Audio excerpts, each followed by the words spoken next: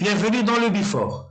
Troisième déplacement consécutif pour le Real Madrid ce dimanche 28 août à 21h GMT plus 1 au RCDE Stadium, anciennement appelé Cornellà El Prat, à Barcelone pour y rencontrer l'Espagnol et ce pour le compte de la troisième journée de la Liga.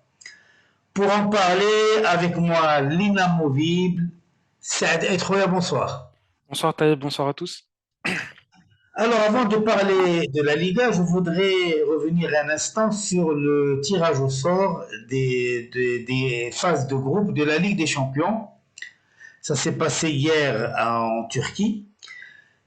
Quel est ton avis sur ce tirage?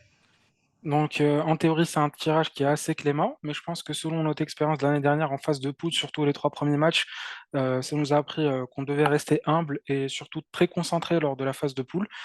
Euh, pour moi, si le départ de la phase de poule se passe bien, alors ça va nous permettre de mieux gérer les matchs de la Liga lors de la fin du premier trimestre annuel. Quant à moi, les dizaines d'années passées en suivant le football m'ont appris que la suffisance et les certitudes sont les pires ennemis du football. Il faudra rester vigilant et concentré pour essayer de se qualifier en huitième le plus rapidement possible. Comme ça, la rotation se fera sereinement. Revenons à la Liga. Et je voudrais savoir quelle est la forme de l'Espagnol après la deuxième journée de la Liga.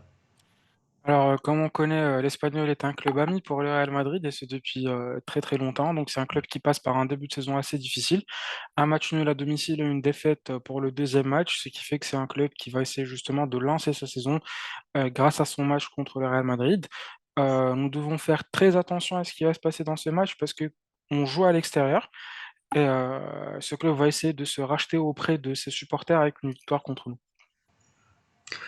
Je pense qu'il n'y a rien de spécial à dire pour les entraînements du Real Madrid et c'est pour cela que nous allons tout de suite passer aux 11 potentiels pour dimanche. Donc pour ce dimanche, pour ma part, je pense que ça sera le 11 classique. Un Courtois dans les cages, Vasquez à droite. Pour la défense centrale, ça sera Alaba, Militao. Pour la gauche, Mendy. En ce qui concerne le milieu de terrain, je pense qu'il va encore donner une chance aux jeunes Camavinga, Tchouaméni, accompagné de Luka Modric pour le départ avec un petit changement Toni Kroos pour la fin de match. En ce qui concerne l'attaque, ça va démarrer avec Vinicius Junior, Karim Benzema, c'est la classique. S'il va donner une chance à Eden Hazard, je ne pense pas. Ça sera encore un bout de match pour essayer de le mettre dans le bain. Du coup, pour le départ, je mise une pièce sur Federico Valverde. Très bien. Alors, on ne peut pas parler du Real Madrid actuellement sans parler de ses trophées de l'UEFA. Et le Real Madrid a fait une razzia. Oui.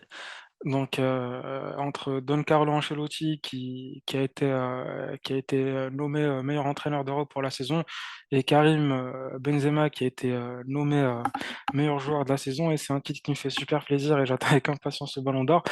Donc, le Real Madrid a été présent dans le 11 où Thibaut Courtois a été élu meilleur gardien de but, ainsi que Vinicius Junior, qui a été meilleur jeune joueur de la dernière édition. Alors, comme on dit, Missa Odama.